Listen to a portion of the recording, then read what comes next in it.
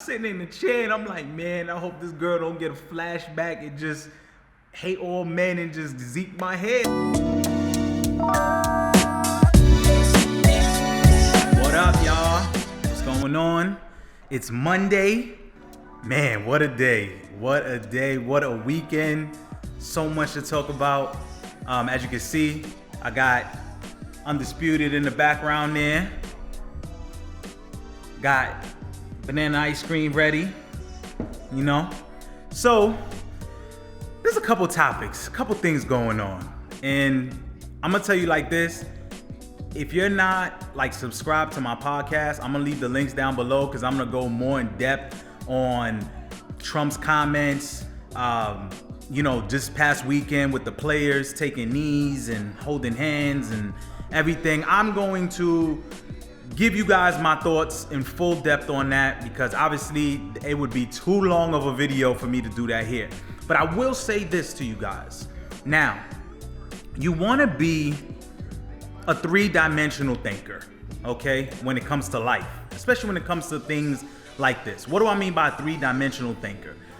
Two-dimensional, right, is the normal way, okay? And you want to look at it like this. I'm pretty sure you've heard the saying, there's your side, my side, and then there's the truth, right? So that's three. And to be a three-dimensional thinker means that you analyze. You go a little bit beyond what is just on the surface, where most people tend to just focus on what's on the surface. And so that's why I say, people, you want to be a three-dimensional thinker. And so I waited the entire day. I watched the games. Yes, the Giants lost. I'm still very annoyed by that. But, a friend of mine, we was having a dialogue throughout the day. And, I wanted to let like everything just kind of go because I knew Monday I would be, waking up and they'll be talking about it on TV. It's also media day for the NBA.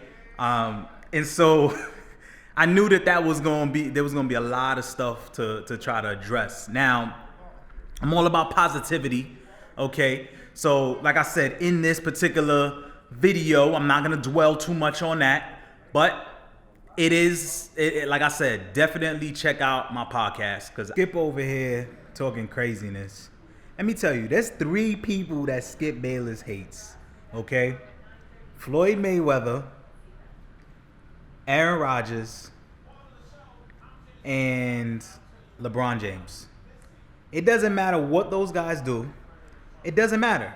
It doesn't matter. Now, he is truthful about a lot of the stuff with LeBron James, but it's pretty apparent that he's the head of the committee of people that just don't like him. But yeah, he is totally biased whenever it's those people involved. Like he's just the worst, man. He is the worst. I picked up this book the other day, and I thought it was, I just wanted to share it with you guys. Brooklyn Beckham. So obviously, this is David Beckham's son, and I'm just gonna flick through a couple of pages here and tell you why I got it. Now, I enjoy photography. It's one of my hobbies, one of the things I enjoy doing. And what I like most about this is that obviously this is a kid who's been afforded a lot of opportunities in life, obviously because of who his parents are. And so I'm always intrigued when obviously people of wealth and, like I said, who could do many other things, choose to do, some of the simplest things. Goes to show you that really, guys, you don't need to have a lot of money in life in order to do things that you want to do or to find joy. This was something that he is passionate about, and he basically did this book to just kind of document a lot of his experiences in life. And that's part of the reason why I have like this channel. It's not just to share my experiences with others in hopes that it would help other people, because I believe that in life that's what it's about. You should be trying to share what you know with other people. It's just good karma. But also, to document these things, be able to look back and say, here's how I've grown, here's where it started.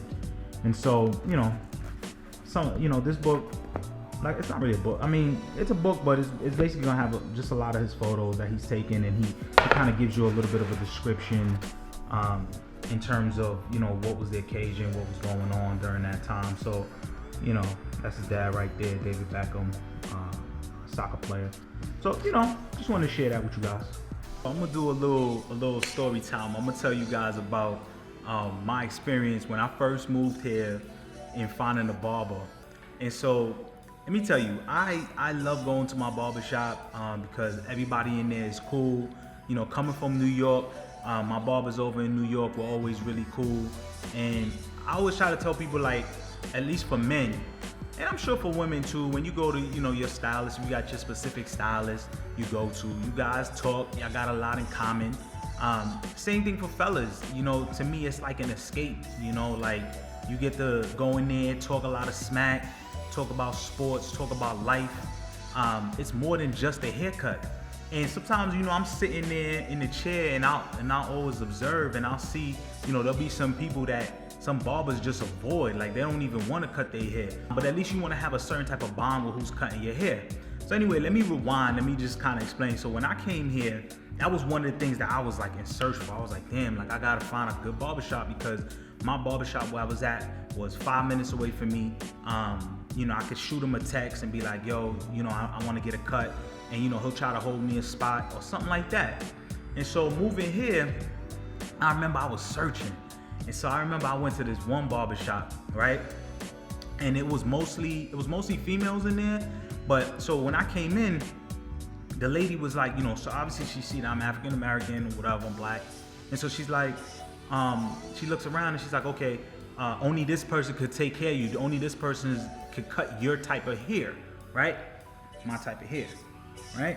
So I'm like, all right, you know, whatever. You know, I needed to get a haircut, whatever. It was like, you know, it was long overdue. You know how it is sometimes, fellas. So I'm like, all right, cool. I just want to get like a little, you know, fade or whatever like that. And so I remember sitting there, right? And she was, you know, the conversation was cool, but you know, we start talking, and she just starts like kind of getting into how like her man troubles, you know what I mean? And so I'm there and I'm like, she sound all frustrated about things, about life, about her circumstances, because like I said, I'm a good listener, you know what I mean? I know how to talk to people. And so while we're talking, like she starts reminiscing about the drama in her life.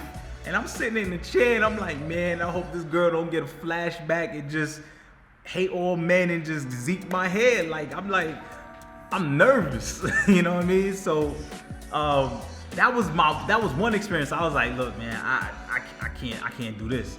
So I remember I went to another barbershop, right? And this barbershop was like, and this is the first, I just wanted to experience it, right? Because I never seen anything like that in New York, where like you'll have a barbershop where the price to get a cut is like $60, $70. Like it's expensive. And so I said, you know what, I'm gonna see what it's about. So I go to this one barbershop, right?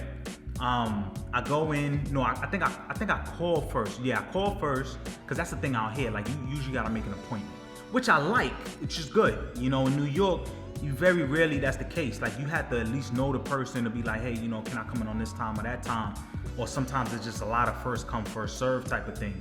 But out here, two things, they take card and they do appointments. So I feel that. So anyway, I'm there, I go in, and here's what they do. So you go inside a room, they give you a robe, right? So you take off your regular shirt, they give you a robe. The idea is that when they cutting your hair, that, you know, it doesn't fall on your clothes, so you leave there looking, you know, fresh. I'm like, all right, cool, I like that theory. So I go, I change it to the robe, come back out. They ask you if you want beer, you want wine, anything like that. I'm like, oh, okay. You know, I give me a little wine or something. So, you know, I'm sipping on my wine and, you know, I'm waiting, and then, you know, I get called next, right? Same thing though. They had to have a specific person who could cut my type of hair.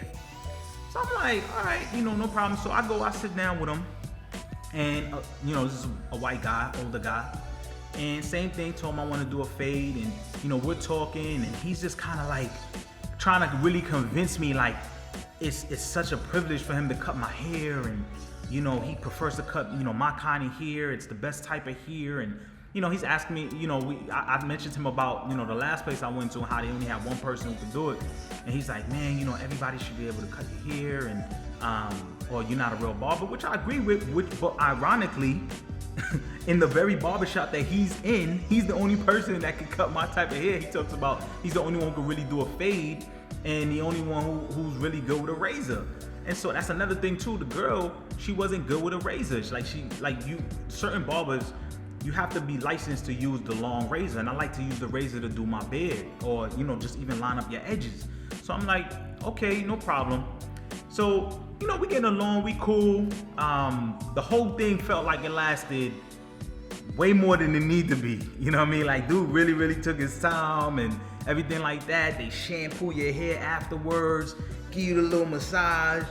And in my head, I'm like, it's a bit overkill. Not sure if it was really worth the price.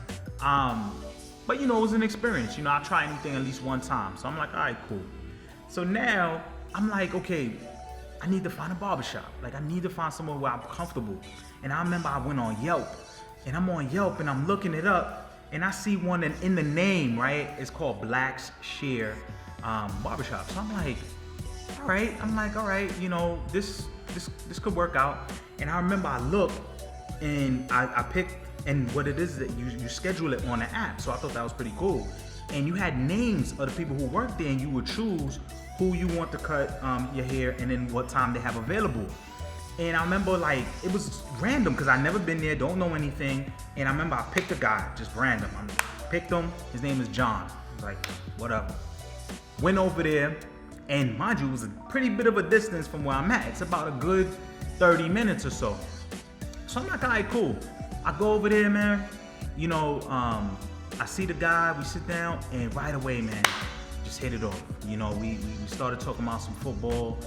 Mentioned I'm from New York. This is like in the very beginning when I moved there. Talking about from New York, and we just had a good conversation, a good vibe. And I looked around in there, and no offense to anybody there, but I'm like, yo, damn, I really lucked out because I'm the type of person, I'm loyal. Like, if I go, my thing is if I go and somebody's cutting my hair, like, I'm not gonna keep showing up and go to somebody else. I feel like when you sit down with somebody, if you build it, unless you guys really just didn't click, but usually you would stick with that person, you know what I mean? And so I'm like, damn, whoever I deal with, for the most part, I gotta commit to, or else I find another place to go to. And so, but we just kind of hit it off. Dude was cool. Gave me his number. He was like, if you later on, actually after like maybe 2 or 3 more times of me coming in, him cutting my hair, gave me his number. Was like, look, man, I don't gotta go through the app no more. I could just text him right now and be like, yo, you got a spot tomorrow at 11 o'clock, 1 o'clock? He's like, all right, cool. And I just come through.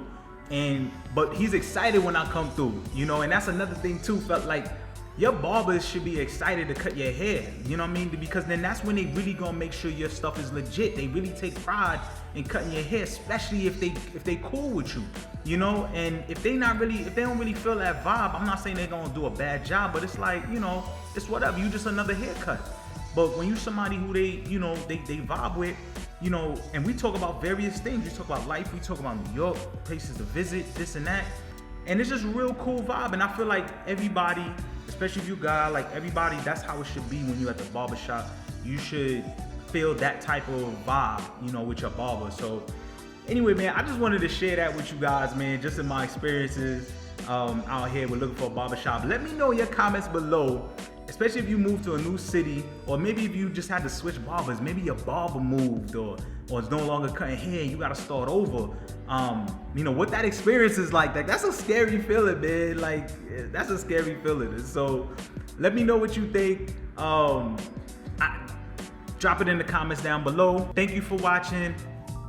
Like if you like, subscribe. It's your boy Bill for anything.